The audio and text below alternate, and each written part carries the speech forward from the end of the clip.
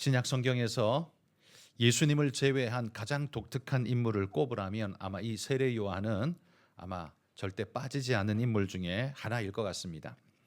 이 사람은 제사장 가문에서 태어난 고귀한 혈통의 신분임에도 불구하고 그의 삶은 한마디로 기인의 삶을 살았던 사람입니다.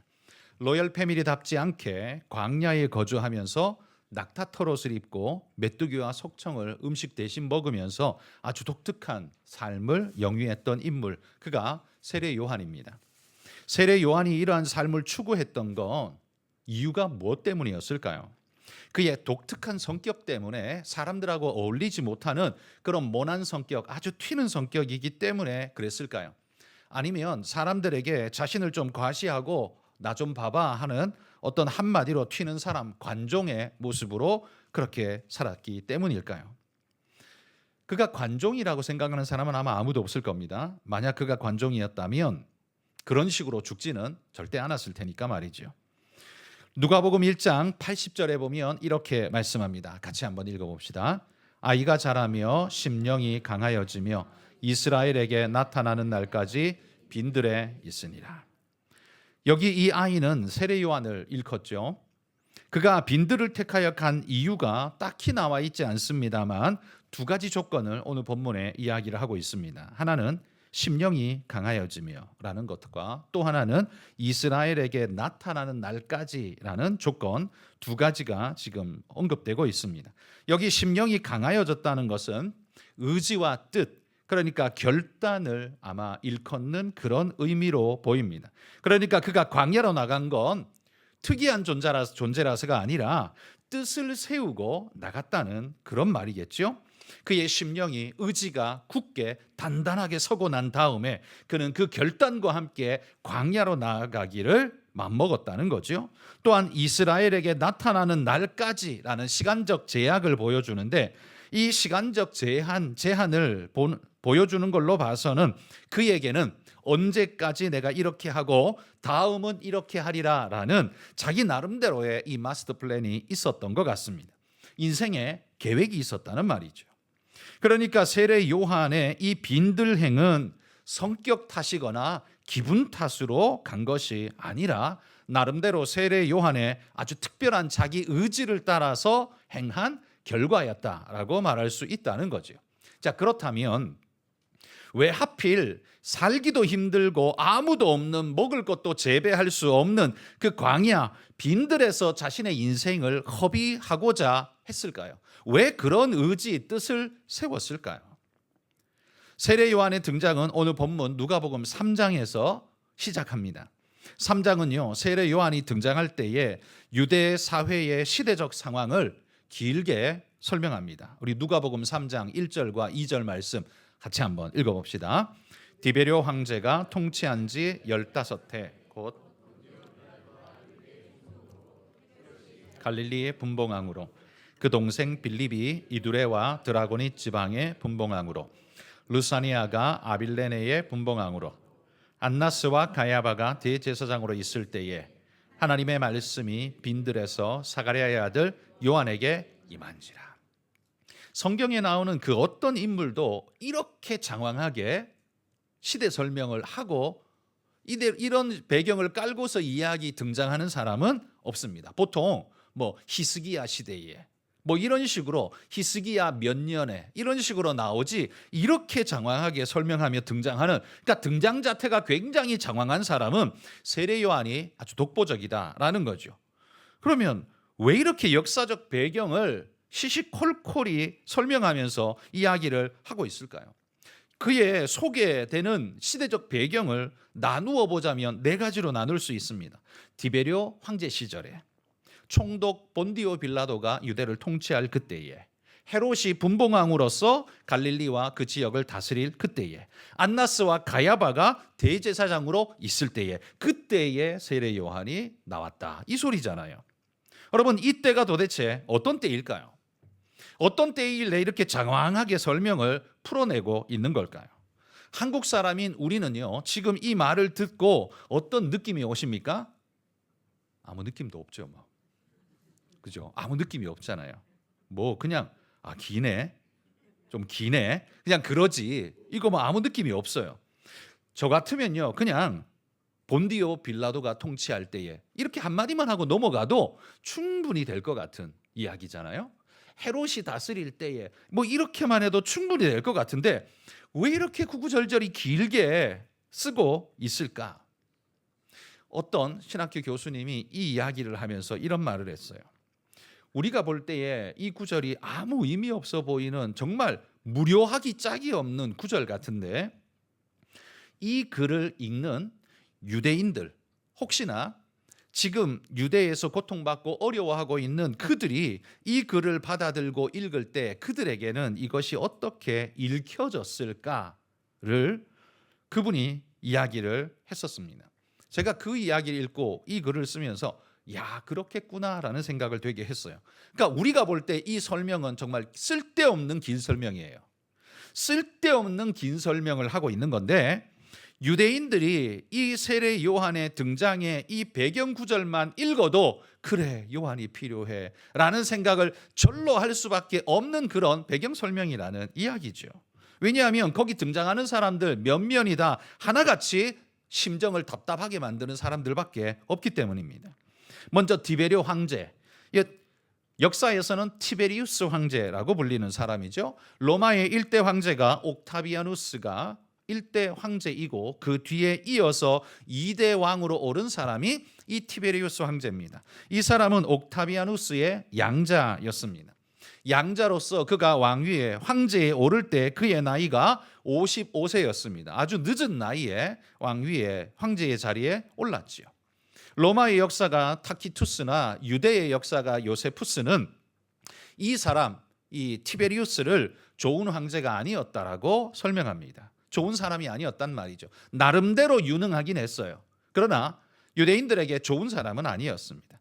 역사에서 티베리우스로 불리는 이 사람은 유대 땅을 통치하기 위해 총독으로 본디오 빌라도를 파견한 사람이 바로 이 티베리우스였습니다. 물론 어떤 사람의 추천을 받고 보내긴 했습니다만, 이 디베료가 지목한 총독 본디오 빌라도, 이 사람은 그럼 또 어떤 사람이냐? 이 사람 역시 절대로 좋은 사람 아니었습니다. 여기는 더 나쁜 사람이었습니다.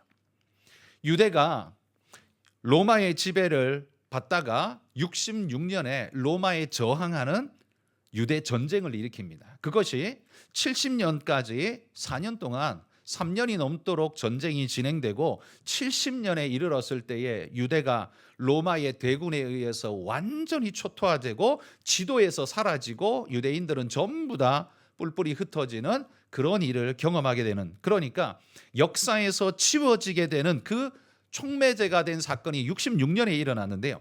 그 66년에 이 사건이 일어날 때까지 총독이 짧은 시간에 14명이라는 총독이 유대를 통치하며 지나가게 됩니다. 그런데 하나같이 이 유대 총독들이 다 악질적이었다고 합니다. 대부분이 잔인하고 교활하고 백성들을 등쳐먹는 그런 놈들일 뿐이었다는 거죠. 총독 빌라도 역시 아주 교활한 그런 이기주의적이고 기회주의적인 그런 존재였습니다. 66년에서 70년까지 유대가 로마를 대항해서 전쟁을 반기를 들었을 때, 그때 그 이유가 뭐였냐 하면요, 이 총독과 관리들의 부패와 학정 때문에, 그 때문에 백성들이 들고 일어난 겁니다. 죽겠다, 더 이상은 못 살겠다, 그냥 그 이유 때문이었다는 거죠. 그 총매제가 된 사람이 본디오 빌라도였습니다. 그 사람도 백성들을 몹시도 괴롭게 하고 교활한 자였기 때문에 유대인들의 숨이 막히게 하는 그런 존재였다라는 말이죠. 그 다음에 분봉왕 헤롯이 등장하죠. 여기 분봉왕이라고 말하는 건, 분봉왕이라는 말은 나뉘어서 다스리는 왕이란 말입니다. 이 분봉왕이란 헬라어로 테트라르카라고 불리는데, 이 합성어인데요, 숫자 4를 의미하는 테트라라는 단어와 통치자, 지배자 이런 의미를 가지고 있는 아르콘, 아르케라는 단어가 합쳐져서 테트라르카가 됩니다. 테트라르크가 됩니다. 그래서 나누어서 분할 통치하는 자. 그래서 한 나라를요 4등분해서 나누어 맡아서 통치하는 왕. 왕은 왕인데 대왕이 아니고, 그래서 우리는 헤롯 대왕이라고 부르죠. 헤롯 대왕은요 팔레스타인 전체를 다스렸거든요. 근데 그가 죽고 난 다음에 그 땅이 4등분 되어져서 아들들에게 각각 나뉘어져서 다스려지게 됩니다. 이때 나뉘어져서 다스리게 될 때 세워진 왕, 그래서 그 이름이 분봉왕이라고 이렇게 이름이 붙여진 거예요. 이 나라를 다스렸던 헤롯 대왕, 사실 우리는 예수님 탄생할 때 헤롯 대왕 이야기부터 시작하지만 헤롯 대왕이 등장하기 전에 그의 아버지 안티파터라는 이 사람이 사실은 굉장히 능력 있고 유능하고 그의 가문을 세운 사람이었어요. 이 사람이 이 로마가 유대를 지배하기 전에 100년 동안 유대 나라가 독립국가의 지위를 구가한 적이 있었습니다. 페르시아의 지배를 받다가 그 다음에 헬라 제국이 그들을 지배하고 헬라가 그들을 다스릴 때 그 고통과 학정 속에서 독립전쟁을 일으켜서 나라를 독립시킨, 그래서 우리는 그걸 마카비 왕조라고 하는데요. 그 나라가 100년이 유지됩니다. 그 100년이 유지되고 그것이 끝나면서 로마의 지배로 들어가게 됩니다. 그러니까 로마가 그때 들어오게 되는데요. 바로 이 로마가 지배하기 직전 그 변환기에 이 안티파테르라는 사람이 그 마카비 왕조의 그 유대 예루살렘의 이 수도 경비 사령관 같은 그런 직함을 가지고 있었대요. 그래서 그 나라를 통치할 뿐만 아니라 유능하게도 로마와 연줄이 있어서 줄을 대어 가지고 자기를 나중에는 그 마카비 왕조가 망하고 로마가 통치할 때 자신이 거기를 대신 대리 통치하는 자로 세움받도록 열심히 정치를 펴서 그렇게 통치한 자가 안티파테르였습니다. 그리고 그 안티파테르가 그 지휘권을 물려준 아들이 그게 헤롯 대왕이었습니다. 그 헤롯 대왕 때에 예수님이 탄생한 거죠. 이 헤롯은요 팔레스타인 전체를 다스렸습니다. 그러니까 넓은 땅을 다스렸죠. 그러나 그가 죽고 난 다음에는 그의 아들들에게 나뉘어져서 다스리게 되는데 갈릴리 지역을 떼어준 갈릴리 지역을 다스리게 한 게 헤롯 대왕의 아들 헤롯 안티파스였습니다. 이름이 똑같기 때문에 안티파스, 헤롯 안티파스라고 이렇게 이름을 구별하여 어쨌든 부릅니다. 자, 이 사람은 누구냐 하면 세례 요한을 옥에 가두고 그 딸이 춤추면서 네 소원 내가 다 들어주마 했다가 엉뚱한 소원이 나오는 바람에 말을 주워 담을 수도 없어서 세례 요한을 목을 쳐서 죽였던 그 왕, 그게 헤롯 안티파스였습니다. 이 사람이었어요. 그러니까 이 사람도 유대인들에게는 절대로 좋은 사람이 아니었습니다. 이가 부득부득 갈리는 그런 사람. 구약의 400년의 침묵을 깨고 우리에게 오신 선지자를 죽인 그런 간악한 자, 이게 헤롯이었습니다. 그런데 이 헤롯이요, 재미난 것이 헤롯 안티파스의 별명이 여우였다고 합니다. 여우. 그리고 이 헤롯 안티파스가 도시를 건설했는데 그 건설한 도시 이름이 세포리스였대요.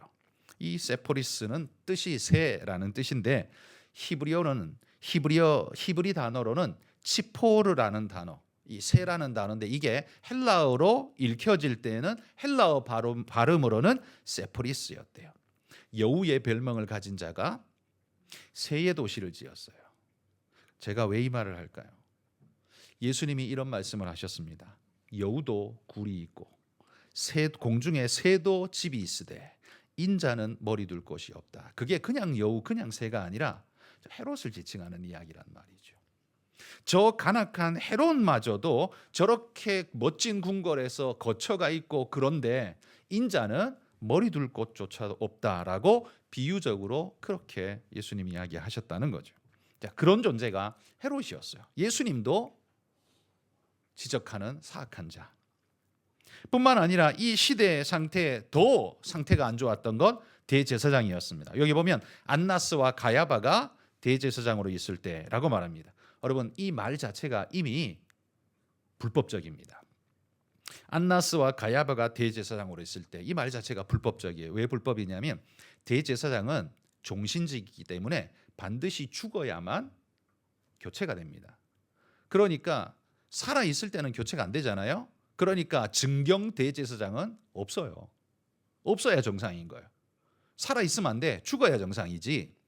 근데 여기 버젓이 살아 있잖아요. 이게 뭘 말하냐면 이미 이 시대 예수님 시대에는요, 이 대제사장이라는 존재들이 율법의 말씀을 따라서 정직하게 아론의 계통을 따라서 그냥 장자 승계를 통해서 거룩하게 아름답게 준비된 자가 대제사장 되고 그게 아니었습니다. 헬라라는 제국이 유대를 다스릴 때 그들이 학정을 저지르면서 무슨 짓을 했냐면 대제사장 돈 많이 내는 놈한테 대제사장 자리를 팔아먹은 그 일이 헬라 제국 때부터 시작되어집니다.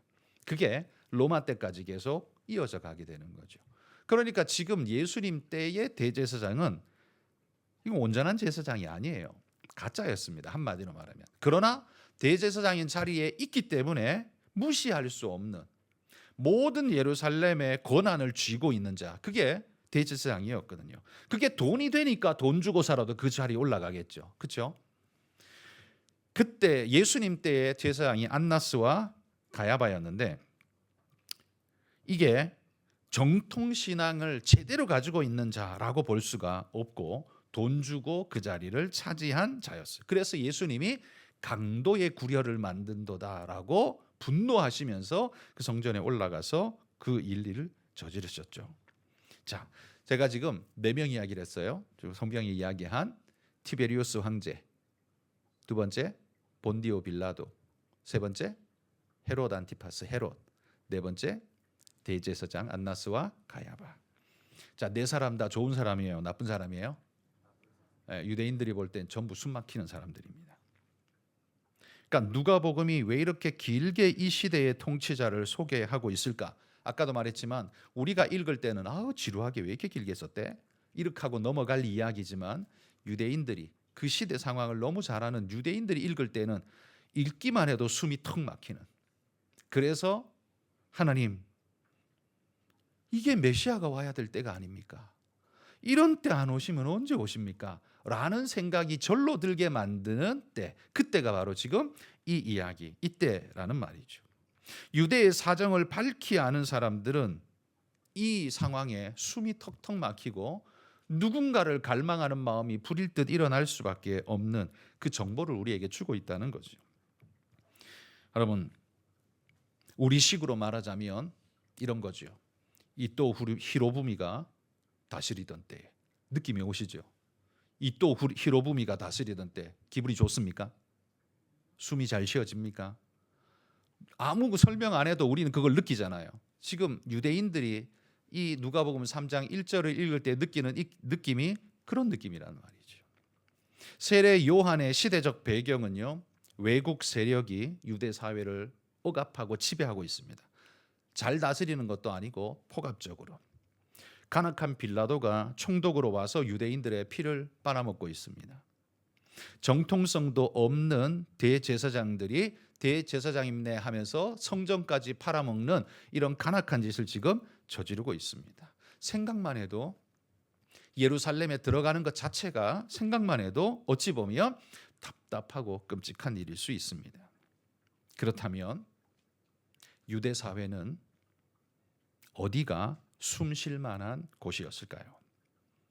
여러분, 우리는 광야가 힘들고 척박하고 못 살 곳이라고 말하지만 사실은 지금 이 배경 속에서 보자면 유대 사회가 더 숨쉬기 힘든 곳이었다라는 말이죠. 광야는 차라리 숨쉬기라도 할 만한 곳이지. 여기는 숨통이 막혀서 못 살 곳이다. 지금 그 이야기를 우리에게 보여주고 있는 거죠. 특히나 하나님에 대한 신앙적 갈망을 가지고 있는 사람이라면 더더욱 본디오 빌라도, 헤롯, 그래, 그 사람들은 다른 민족, 이민족이니까 그렇다 치자. 그러나 저 대제사장이라는 저 거짓된 자들은 저거 어떡할 거냐? 숨통이 콱콱 막히지 않겠습니까?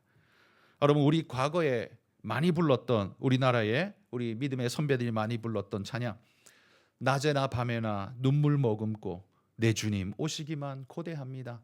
여러분, 이거는 좋은 시절에 부르는 찬양이 아니에요. 고통스럽고 힘든 시절에 부르는 찬양이죠. 아마 세례 요한 시절에 노래 부르면 아마 이런 노래를 분명히 불렀을 겁니다. 오염되고 혼탁하고 더럽혀진 그 세상 속에 세례 요한은 지금 무엇을 선택하고 있는가 하면 빈들이었습니다. 광야라는 말이죠. 오히려 생각해 보면 그곳이 더 맑고 깨끗한 곳 아닐까요? 누구에게도 더럽혀지지 않은, 누구의 지배력도 그곳은 미치지 않아서 오히려 정결하다라고 말할 수 있는, 그래서 의에 굶주린 자들은 오히려 숨 쉴 수 있는 공간이 예루살렘 거리가 아니라 광야, 차라리 그 메마른 곳, 아무도 없는 곳, 그곳이 차라리 숨 쉴 수 있는 곳이라고 느껴지는 그런 광야. 세례 요한은 왜 광야를 택했을까요? 세례 요한은요, 자라며 심령이 강하여지며 빈들의 있기로 결단하고 광야로 나갔다라고 합니다. 왜일까요? 저는 이런 배경 속에서 세례 요한의 선택은 자신이 오염되지 않기를, 더럽혀지지 않기를, 하나님께서 나를 쓰시는 그 순간에 가장 정결한 모습으로 준비되어 있다가 하나님이 쓰시고자 할 때 가장 정결함으로 딱 등장하기를 세례 요한은 기대하면서 스스로를 광야에 감춘 것 아닐까요? 이러한 혼탁한 영적 기상도를 괴로워하면서 스스로가 하나님의 명령에 의해 세상에 자신을 드러낼 때까지 순결함을 유지하기 위해, 더럽혀지지 않기 위해, 저들에게 휩쓸려 따라가지 않기 위해 그가 선택한 건 광야였다라는 말이죠. 제사장의 비단옷이 아니라 무겁고 투박하고 냄새나는 낙타털옷입니다.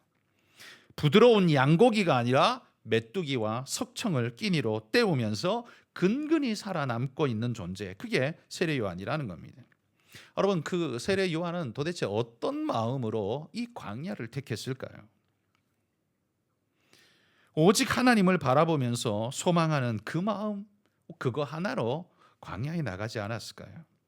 다른 어떤 것에도 더럽혀지지 않기를 원하는, 소망하는 그 마음이 있기 때문에 비록 내가 흰 쌀밥은 못 먹어도 차라리 메뚜기와 석청을 먹을지라도 나는 광야를 가겠습니다. 내가 비단 옷을 못 입을지라도 차라리 내가 그 짐승의 털옷을 걸치는 한이 있어도 나는 광야로 가겠습니다. 이게 세례 요한의 결단이었을 거라는 말입니다. 마치 우리가 유월절 4일 전에 어린 양을 구변해 두었다가 유월절 날 잡는 것처럼, 그 4일 동안은 깨끗하게 흠없이 잘 보관해야 되는 것처럼 세례 요한은 그렇게 광야에서 보관되어졌다는 말이죠. 스스로가 스스로를 그렇게 했다는 거예요. 세례 요한은 언제 자신의 사역이 시작될지 시간은 모릅니다. 하나님이 때가 되었다라고 느끼게 하실 때, 그때 세례 요한은 나갈 겁니다. 그때까지 세례 요한은 스스로를 고립시켰습니다. 자발적 고립시켰다는 말이죠. 왜? 세상에 때묻지 않고, 유혹으로 사명이 더럽혀지지 않고, 하나님이 부르시는 순간 가장 정결함으로 나아가기를 원하기 때문에 오늘을 지금 스스로 자발적 고립을 통해 하나님의 순결함을 지켜가고자 했던 사람, 그게 바로 세례 요한이었다는 말이죠. 예수님도 우리에게 이렇게 명령하신 적이 있습니다. 마태복음 6장 6절 읽어봅시다. 너는 기도할 때에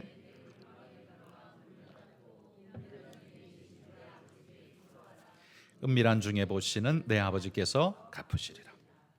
세례 요한에게 광야는요, 약대 털옷을 입은 엘리야처럼 그가 준비되어 가는 곳으로 인식했습니다. 그러니까 힘들고 어려운 거, 먹을 것도 없는 것, 괴로운 것, 왜 저기 가야 되지? 이런 생각 세례 요한에겐 전혀 없었다는 말이죠. 오히려 그는 내가 주님 부르시는 날 가장 순결하게 등장하기 위해서 이 순결성을 지킬 수 있는 최고의 곳은 여기다라고 스스로 생각하고 선택했다는 말입니다. 그래서 광야, 이 빈들이라는 말은 아무것도 없는 황무지가 아니라요, 오히려 세례 요한에겐 하나님으로 가득한 곳, 이게 바로 빈들이었다는 말이죠. 예루살렘에 들어가면 뭐가 있어요? 본디오 빌라도가 보이죠. 그 간악한 거짓된 제사장들이 보이죠. 그 다음에 그 밑에서 빌붙는 자들이 수두룩빽빽하게, 그 다음에 그 바리새인들이 잘난 척 어깨뽕 엄청 집어넣고 돌아다니죠. 이게 자기를 숨막히게 하고 더럽게 하는 요소들이었습니다. 오히려 예루살렘에 들어갔는데 하나님을 볼 수가 없습니다. 그래서 세례 요한은 오히려 광야를 찾아가고 그곳에 가득하신 하나님과 함께 그는 그의 인생을 준비했다는 말이죠. 그런 의미에서 우리 주님이 우리에게 골방으로 들어가라라고 명령을 하시는 것 아니겠습니까? 그런 의미로 하나님이 골방을 좋아서가 아니라 큰 방은 싫고 작은 방이 좋아, 그게 아니라 다른 잡스러운 것에 내 마음을 뺏기지 않고 하나님 앞에 가장 순결하게 준비될 수 있는 곳, 그곳을 하나님이 우리에게 제시하고 있다라는 이야기죠. 다른 어떤 것이 나와 하나님 사이를 갈라놓을 수 없는 곳, 그게 세례 요한에겐 광야였다는 말이죠. 그 어떤 조건도 유혹도 하나님과 나 사이를 갈라놓을 수 없는 곳, 거기가 광야였고, 그렇기 때문에 세례 요한에게 가장 좋은 것은 광야였다라는 말이죠. 역설적이게도 광야가 그에게는 가장 좋은 곳이었다라는 말이에요. 예수님도 여러분 사역하시다가 자주 한적한 곳을 찾으셨던 것을 여러분 아실 겁니다. 주님은 왜 한적한 곳을 찾았을까요? 사람들 때문에 너무 힘들어서 그런 면도 있으실 겁니다. 그러나 주님이 한적한 곳을 찾은 이유는 저는 세 가지가 있다고 보는데, 첫 번째는 기도하기 위해서입니다. 항상 기도하기 위해 기회와 여유를 만들기 위해서 한적한 곳으로 가셨습니다. 마가복음 1장 35절 읽어봅시다. 새벽 아직도 밝기 전에 예수께서 일어나 나가 한적한 곳으로 가사 거기서 기도하시더니. 누가복음 5장 16절입니다. 예수는 물러가사 한적한 곳에서 기도하시니라. 한적한 것과 기도가 예수님에게는 항상 연결되어 있었다는 말이죠. 그러니까 예수님이 한적한 곳을 찾는 이유는, 다시 말해 예수님이 빈들을 찾는 이유는 뭐예요? 하나님 만나러 간 거예요. 세례 요한하고 똑같지 않나요? 세례 요한도 하나님을 만나려고 빈들에 갔습니다. 예루살렘에 가면 못 만나겠거든요.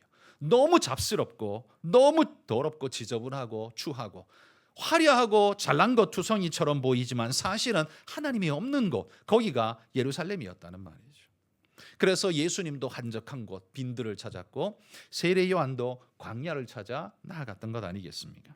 두 번째, 예수님이 한적한 곳을 찾은 이유는 말 그대로 쉬기 위해서, 쉼을 얻기 위해서였습니다. 마가복음 6장 31절 32절 읽어봅시다. 이르시되 너희는 따로 한적한 곳에 가서 음식 먹을 겨를도 없습니다. 이에 배를 타고 따로 한적한 곳으로 갈세. 여기 한적한 곳은 제자들과 자신이 쉼을 얻고 재충전을 할 수 있는 곳이었습니다.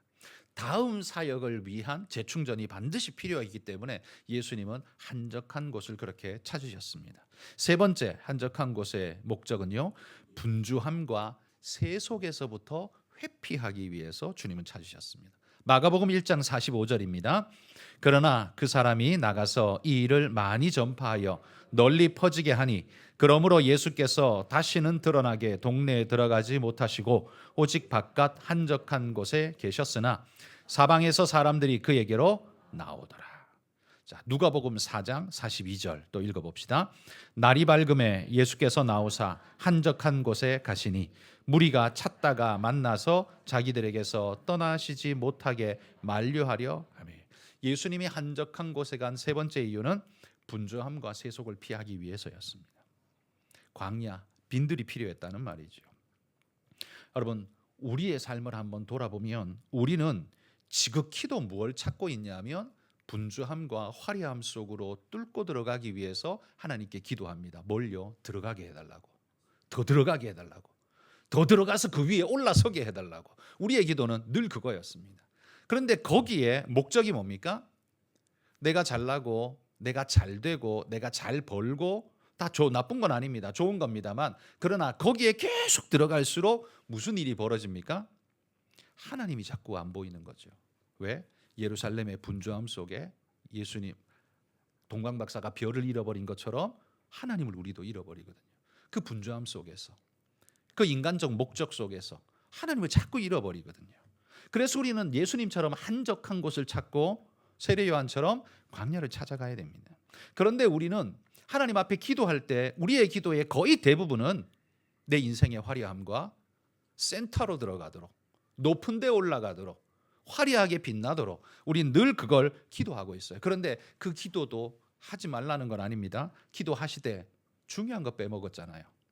거기에 만약에 하나님이 없다면 내려올 마음의 단단한 각오를 하고 그 기도를 하십시오. 거기 올라갔더니 하나님이 없어요. 그럼 그거 당장 내려놓고 빈들로 찾아나갈 용기가 있어야 한다는 말이에요. 왜? 왜냐하면 나에게는 화려함보다 하나님이 더 소중하기 때문입니다. 그게 마음에 있는 사람은 그리할 수 있습니다. 우리가 생각할 때 저 힘들고 어려운 광야에 나가서 왜 살지? 거기 재배도 안 되고 물도 없는 거기 가서 왜 거기 가지? 라는 생각이 들지만 세례 요한은 왜 거기가 최적의 장소였을까요? 하나님을 생각하니까 거기가 최적인 거예요. 하나님 앞에 준비되어질 자신을 보니까 거기보다 더 좋은 데가 없는 거예요. 그러니까 결국 인생은 자신이 뭘 추구하느냐에 따라서 자신의 자리를 자기가 만드는 거죠. 어디로 가야 할지 자기가 정하는 거예요. 화려하고 빛나는 곳을 찾는 건 결국 뭐 때문입니까? 내가 빛나기 위해서일 뿐이죠. 거기 하나님이 있는지 없는지는 별로 그게 중요하지 않고, 그리고 우리의 기도는 늘 하나님한테 날 빛나게 해달라고. 우리는 내가 빛나야 하는 존재가 아니라 예수님이 말씀하신 것처럼 세상에 빛이 되는 존재지 내가 빛나야 하는 존재는 아닙니다. 이 두 가지의 빛은 다른 빛이거든요. 이해가 되시는지? 여러분, 오늘 우리가 세례 요한 배경의 이야기를 우리가 함께 나눴습니다만, 오늘 여기 우리가 오늘 기도의 자리로 나와왔는데요. 여기서 우리의 도전, 하나님 말씀의 도전으로 우리가 기도했으면 좋겠습니다. 내가 찾는 것은 뭡니까? 내 기도의 90%는 뭐였습니까? 나는 예루살렘 중심으로 보좌 앞으로, 하나님 보좌가 아니라 왕 보좌 앞으로, 그리고 대제사장 돈을 주고서라도 대제사장 자리로 끊임없이 달려가는 게 우리의 모습 아닙니까? 그러나 진짜 하나님의 사람은 그걸 초계같이 버리고, 왜? 거기 소망이 없으니까 광야로 나아간단 말이죠. 남들이 볼 때 아무것도 아닌 저기 왜 가라고 하는 거기를 선택할 수 있는 사람, 그건 중심이 하나님께 있기 때문에 이게 가능한 거죠. 여러분은 그런 선택을 해보신 적이 있습니까? 여러분은 그런 선택을 해보신 적이 있습니까? 하나님께 그런 기도를 드려본 적이 있습니까? 남들은 다 싫다 하여도 하나님, 내가 보기에는 그곳이 내 자리입니다. 하나님을 위해 내가 사역하고 준비할 하나님, 그곳이 바로 내 자리입니다 라고 생각해 본 적이 있으시냐 말입니다. 우리의 기도가 늘 주변 사람들과 세상이 늘 떠들어대는 대로 그냥 거기에 장단 맞춰서 널뛰기 하다 보니까 정신없이 그냥 그들이 원하는 것을 나도 구하면서 기도하고 있는데, 정작 그 속에 하나님이 계시냐라는 말이죠. 오늘 세례 요한은 광야로 가고 있습니다. 우리도 우리에게 맞는 광야가 있을 겁니다. 하나님이 부르시는 여러분에게 주시는 그 광야, 무엇이든 여러분 그곳을 찾아가시기를 소망합니다. 화려하고 잘난 것보다 하나님을 찾아갈 수 있는, 그리고 하나님 앞에 준비되기를 갈망하는 마음으로 그런 곳이 빈들이라 할지라도 하나님, 내가 거기 가겠습니다 할 수 있는, 내가 비단 옷 벗고 그 냄새나고 더러운 벌레 디글디글거리는 그 약대털옷 낙타털옷을 입는다 할지라도 하나님, 거기 가겠습니다 할 수 있는 이 결단이 우리들에게 있는가? 저도 부끄럽고 아마 여러분도 마찬가지일 거라고 생각합니다. 오늘 여러분, 이 제목으로 우리 먼저 한번 기도했으면 좋겠습니다. 광야를 사역의 준비 기간으로 생각하고 오히려 그곳을 선택해 갔다 그랬습니다. 우리는 오늘의 현실을 불평하고 원망하면서 이 현실을 뛰어넘고 피해보려고 우리 늘 기도합니다. 물론 오늘의 최선을 다하는 삶은 아름다운 삶이기는 합니다만 그 이유와 자세가 달라야 하는 것 아닐까요? 비록 오늘 내 삶의 자리가 척박해도 이곳을 통해서 이루실 하나님의 역사가 있다고 믿는다면 척박한 이곳이 내게는 하나님 가장 소중한 빈들입니다 라고 말할 수 있는 결단, 하나님 내게 그걸 주십시오, 내게 그 마음 주십시오. 우리 이 제목으로 먼저 첫 번 기도에 함께 우리 주여 한번 부르고 함께 기도하도록 하겠습니다.